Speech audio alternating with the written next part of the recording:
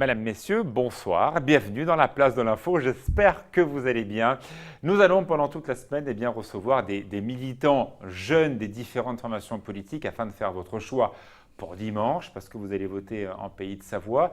Nous avons choisi des non-professionnels. Toutes les personnes qui vont s'exprimer dans le cadre de la place de l'info n'ont pas de mandat. D'ailleurs, ils sont venus comme aujourd'hui sans notes. Je n'ai pas d'oreillette. On va avoir un échange citoyen sur différents sujets.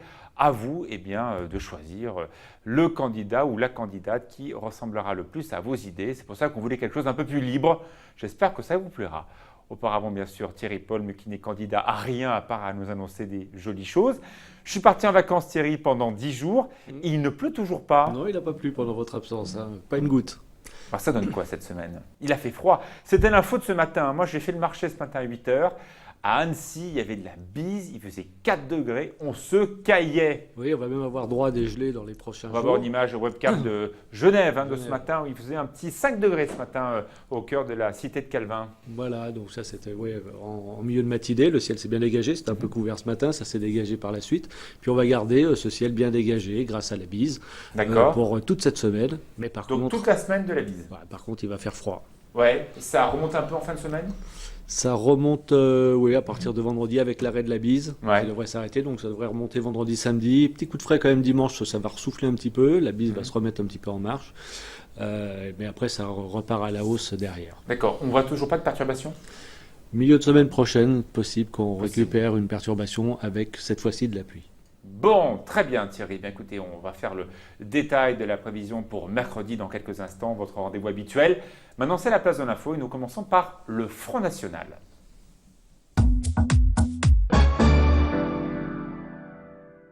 Nous allons recevoir donc les 5 représentants des plus gros candidats qui sont dimanche face à vous. Évidemment, c'est un rendez-vous avec les citoyens. Nous allons commencer par Front National. Merci beaucoup à vous d'être avec nous. François Paton, vous avez 29 ans, vous êtes infirmier et vous êtes donc engagé auprès de Marine Le Pen. C'est donc la candidate que vous défendez. Alors, c'est le principe de la place de l'info. On ne va pas changer pour cette semaine. Plusieurs visages. Des situations vont s'afficher devant l'écran géant de la place de l'info. À vous de faire un commentaire libre. Je le redis aux téléspectateurs, vous n'avez pas de notes, ni vous, ni moi. Vous n'avez pas d'oreillette, ni moi non plus. Vous vous exprimez librement. Première image, bien sûr, c'était c'était à Villepinte. Ah, la session de Villepinte, bien sûr. Je ne m'attendais pas à ça, mais bon, c'est encore plus libre. Parlons pourquoi pas de la surpopulation carcérale. C'est vrai qu'il y a beaucoup de monde en prison. C'est plus de 50 000 personnes qui sont actuellement sous les verrous. Marine Le Pen souhaite, et c'est la candidate qui souhaite, le plus de création de prisons. Mais il y a un risque, lorsqu'on met plus de gens en prison, d'en créer d'autres. Donc, il n'y aura jamais assez de place. Bonjour, je vous remercie pour votre invitation. Oui, le mouvement social des surveillants de prison, il est assez intéressant. Il interpelle sur un malaise dans une profession qui est difficile. Du coup, ce qu'on peut en voir déjà, c'est que que réclament ces personnels? Ils réclament d'avoir plus de collègues. Ils réclament de ne pas se faire agresser sur le lieu de leur travail. Ce qui est quand même la moindre des choses. Quand on voit des surveillants de l'administration pénitentiaire qui sont tabassés par une vingtaine de détenus, alors, je comprends bien le fait qu'il y a toujours besoin de moyens, mais est-ce que très clairement pour les petites peines, les gens, il ne faut pas forcément les mettre en prison? Il y a des bracelets électroniques, il y a des systèmes de contrôle aux gendarmeries, au commissariat. Ça permettrait quand même d'avoir un peu de place.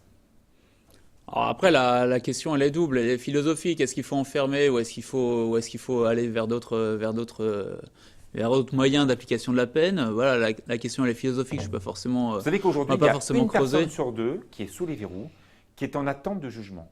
Une personne sur deux qui se retrouve, parce qu'il a fait un délit, on ne met pas n'importe qui en prison, mais une personne sur deux qui est en prison alors qu'il n'a pas encore été jugé. C'est beaucoup. C'est en effet un chiffre. C'est un chiffre important, en effet, mais c'est la machine judiciaire qui est fait ainsi actuellement. Peut-être que les autorités jugent bon de retenir en rétention des personnes avant leur jugement. Donc, si on crée plus de places de prison, on aura encore plus envie de les mettre en prison.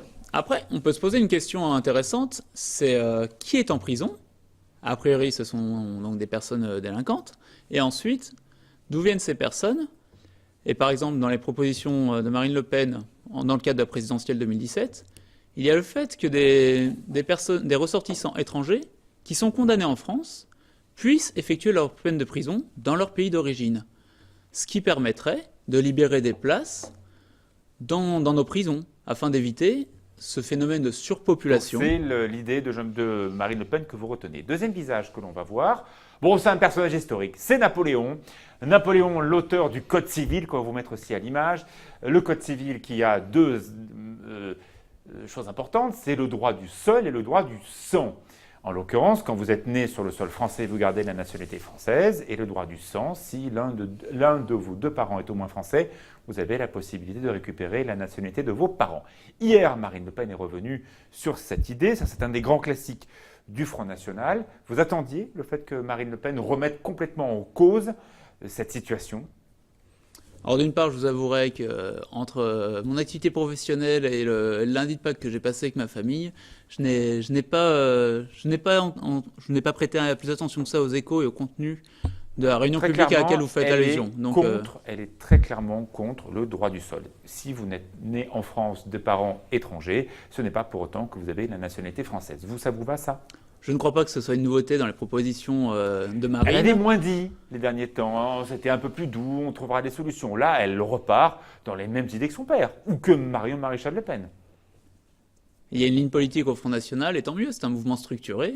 Et en ce sens, vous êtes d'accord avec ça ? En ce sens, les propositions de Marine paraissent de bon sens, sachant que la France, avec son histoire complexe et sa culture riche, a toujours su accueillir les enfants d'autres pays qui savaient se mettre au service de la France, qui savaient vivre en français.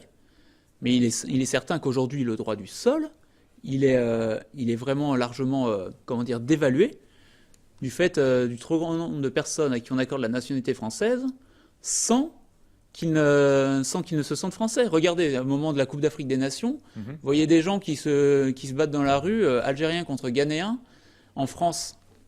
Est-ce qu'ils se sentent attachés à la France, ces gens-là ?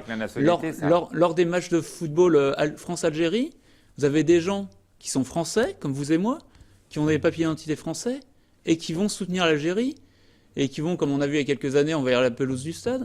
Enfin, a priori, ces personnes-là ne se sentent pas françaises. Est-ce que c'était une bonne idée de leur accorder la nationalité sans rien leur demander et sans rien exiger de leur part ? Je ne suis pas certain. Donc c'est une proposition qui me paraît de bon sens, tout simplement. Prochain visage, le vote des personnes qui travaillent, qui ont des professions, en tout cas c'est ce que disent les sondages, des professions intermédiaires que l'on appelle, donc en l'occurrence des ouvriers. Le vote est aujourd'hui réparti entre deux visages, celui de Marine Le Pen et celui de Jean-Luc Mélenchon, qui serait entre 3e et 4e selon les instituts de sondage. Et il vous plaît ? Je dirais que c'est une candidature amusante, celle de M. Mélenchon. Amusante, ça veut dire qu'il vous plaît quand même un petit peu. D'un point de vue de l'intérêt humain, l'intérêt presque artistique, point de vue politique, il est clairement à côté de la plaque à mon sens. Mais il est amusant au sens où il a un certain sens du verbe qui est intéressant. Après, il est amusant avec son symbole, son mouvement, la fille, espèce de symbole ésotérique. Si on n'a pas cherché que ça veut dire la France insoumise, on ne sait pas ce que ça veut. Enfin, c'est amusant. Ses positions sur l'immigration un jour. Pas au deuxième tour. Vous pourriez être intéressé par Jean-Luc Mélenchon si Marine Le Pen n'était pas au deuxième tour, par exemple. C'est quand même intéressant. En France, on se pose encore la question des délires des personnes se revendiquant du marxisme. Le communisme, c'est 100 millions de morts. Je pense que la question ne se pose pas. Et pourtant, Marine Le Pen était à côté de M. Poutine il y a quelques semaines. Poutine qui était auparavant membre du KGB. On parle, monsieur, d'une idéologie mortifère, le communisme. D'accord. Qui ne se limite pas. Et le parcours du président russe dont vous parlez ne se limite pas à l'exercice qu'il a fait au moment dans un État qui était ce qu'il était. C'est un ancien membre du KGB, ça c'est certain. J'aimerais qu'on passe maintenant à la photo des frontaliers. Des photos importantes, car vous êtes plus de 150 000 à tous les jours travailler de l'autre côté de la frontière. Donc ce sont des immigrés français qui vont travailler dans un autre pays, ce que nous rappelle très souvent d'ailleurs des mouvements de citoyens suisses genevois, MCG, qui ne sont pas d'accord avec ça. Vous pensez bien que si on change les règles, notamment des travailleurs détachés, si on change les règles de nos travailleurs qui vont travailler à l'extérieur, on fait quoi de ces gens-là qui sont des Savoyards qui vont travailler à l'étranger au Front National ? Je pense que la question en soi n'est c'est pas qu'elle se pose pas, mais ce n'est pas parce que le plaquiste qui vient faire des champs, le plaquiste qui vient de pays d'Europe de l'Est de l'Europe ne pourra plus travailler aussi facilement sur nos chantiers en Savoie, en Haute-Savoie. C'est pas parce que lui, on va demander à son employeur de respecter certaines règles pour l'employé que le français, en fait, ce que je veux vous dire par là. J'ai envie de savoir. Recentrons en fait concrètement. Vous êtes pour le Front National. Concrètement. Ma question toute simple, ces frontaliers qui sont des Savoyards qui vont travailler, il y en a même des Aixois qui vont travailler tous les jours en Suisse. Vous comprenez bien que si on durcit les possibilités des extérieurs à venir travailler chez nous, c'est œil pour œil, dent pour dent. La cession de nos frontaliers ne va pas s'arranger. Vous le comprenez ça? On fait quoi pour eux? Ils sont 150 000 de Haute-Savoie, aussi de Savoie et de l'Ain à aller travailler en Suisse tous les jours. On fait quoi pour eux? Vous aimez bien jouer avec les peurs, non? Non, je ne pose la question. Clairement, monsieur, je ne vois pas. Il y a le droit d'option, il y a le droit de mutuelle, vous êtes infirmier, vous savez ce que ça veut dire. On fait quoi pour eux? C'est tout simple. Je peux répondre? Allez-y. Concrètement, là, je pense que la question ne se pose pas dans les bons termes. Est-ce que la Confédération helvétique est membre de l'Union européenne? Non. Est-ce qu'il y a beaucoup d'Helvètes qui viennent travailler en France? Mais il y a des accords bilatéraux, comme vous savez. Est-ce qu'il y a beaucoup de... Ce que je veux dire, c'est que si la France, par la voie de Marine et du Parlement que nous aurons élu, choisit de modifier les conditions d'embauche des personnes étrangères en France, je ne crois pas que cela impacte beaucoup la Confédération helvétique. Et je ne crois pas qu'il y ait... Il y a, à mon sens, aucun lien parce ce n'est pas comme s'il y avait des échanges de travail réguliers entre la Suisse et la France. Il y a en effet des Français qui vont travailler en Suisse et ces Français-là, en Suisse, ils savent qu'ils sont étrangers. Ils se comportent en étrangers, c'est-à-dire qu'ils suivent les règles du pays où ils sont. Vous restez avec nous. Thierry Paul pour la météo de demain, mercredi, puis après on continue à échanger ensemble avec vous qui êtes donc militant du Front National Jeunesse, François Paton.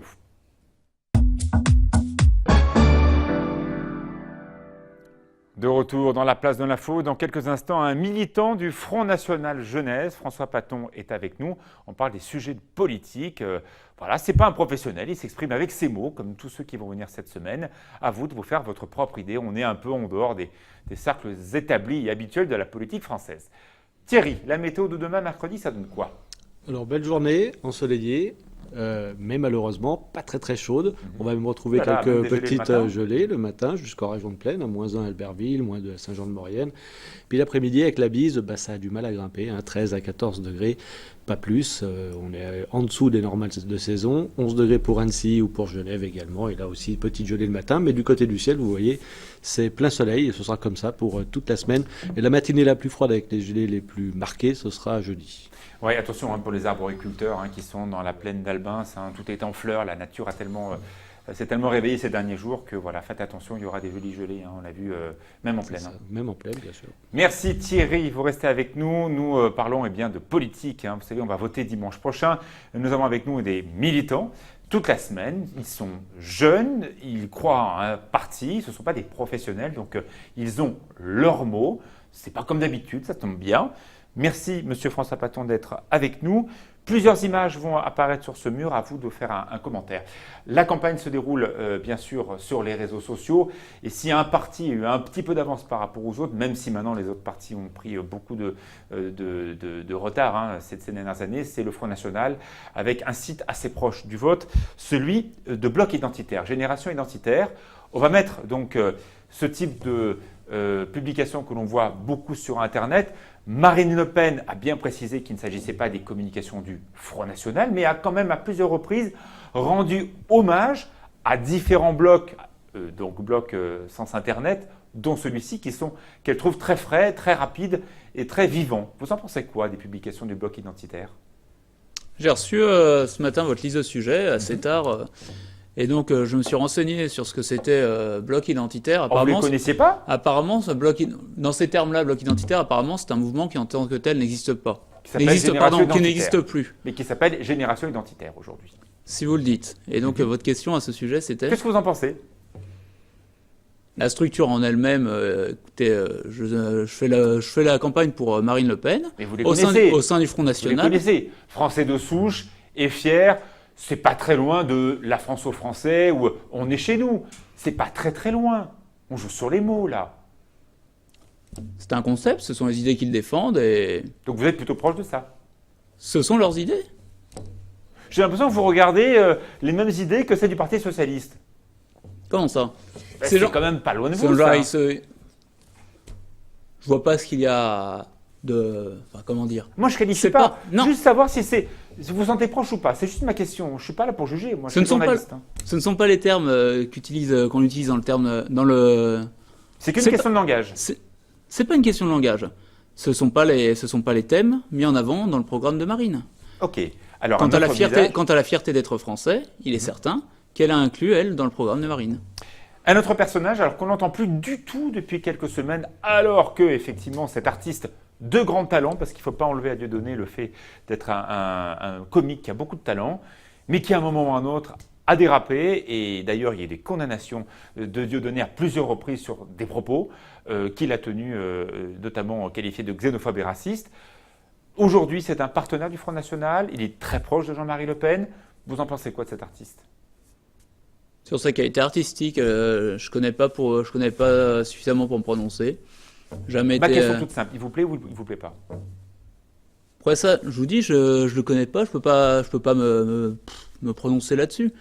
Ça fait un bon moment que j'en ai pas entendu parler. Je sais même pas s'il fait des spectacles, s'il se produit encore. Alors je vous pose ma question à l'inverse. On a vu, donc c'était hier, le grand spectacle, le grand show d'Emmanuel Macron à Bercy, avec des tas de stars plus ou moins connues autour de lui. On a senti cette volonté de mettre tout ce monde artistique derrière lui en marche, sans faire de jeu de mots.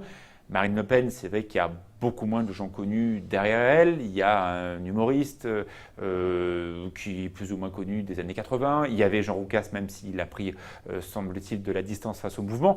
C'est vrai qu'il n'y a pas beaucoup d'artistes derrière Marine Le Pen aujourd'hui. Il pouvait être, Dieudonné, un des rares à être proche du mouvement. Vous le regrettez ? Alors d'une part, peut-être y a-t-il plus de personnalités artistiques qu'on ne le croit dans l'entourage de Marine, mais après qui ne vont peut-être pas se prononcer de la sorte. Là, j'ai pas de nom, non, dans ce que je vous dis, laissez-moi terminer. Qui ne vont pas forcément se prononcer, oui, je suis pour Marine, au sens où ça pourrait nuire à leur carrière, comme ça a été le cas pour Jean Roucas, qui a vu des dates annulées quand il a fait sa tournée. Ensuite, quant à cette personne, écoutez, aujourd'hui, elle n'est pas proche du Front National. Et Black M, ça vous parle? C'est la personne qui insulte les poilus, oui. Oui. C'était quelqu'un qui a fait plusieurs chansons, qui est aujourd'hui au top de à peu près toutes les radios. Tout est à prendre, tout est à jeter? Dans sa production, dans ses chansons, il insulte la France, c'est un personnage qui m'est clairement, par ses propos, antipathique. Un autre visage, alors il est plus vieux que vous, hein, c'est un DJ qui a passé le cap des 50 ans. Il s'appelle Laurent Garnier. Il a clôturé son set avec La jeunesse emmerde le Front National. Donc c'est assez classique, hein, chaque élection présidentielle, que l'on ait comme ça certains artistes qui prennent part de leur vote et en expliquant leur vote. Est-ce que vous estimez que c'est son choix, évidemment ce n'est pas le vôtre, c'est la place d'un artiste d'affirmer clairement ses conceptions et ses positions politiques, ou non, il ne faut pas mélanger les sujets? Déjà, son titre, La jeunesse emmerde le Front National, c'est pas le meilleur morceau des Berruriers Noirs, qui est un groupe talentueux. J'ai pas compris, excusez-moi. Ah, pardon. Ce titre-là, c'est le nom d'une chanson d'un groupe punk qui s'appelle Les Berruriers Noirs, qui sont fort talentueux, et franchement, c'est pas leur meilleure chanson. D'accord. Donc là, c'est Laurent Garnier. Alors, je sais pas s'il parle de cette chanson-là, mais Laurent Garnier est un DJ français connu. Quand il dit ça, vous en pensez quoi? Il s'exprime. Ouais. Mais c'est plutôt bien qu'il s'exprime sur ça? Ce qui veut dire aussi que d'autres artistes pourraient aussi qualifier de François Fillon, d'autres. Pour vous, ça fait avancer le débat ou pas? Aujourd'hui, que des gens qui vivent un peu dans une bulle privilégiée critiquent Marine et le mouvement qui la soutient, le Front National, ça me paraît entre guillemets normal, même si c'est pas forcément moral ni juste. Ces personnes-là s'expriment, ils utilisent l'aura qu'ils ont pour faire passer un message politique qui n'est pas forcément plus clairvoyant.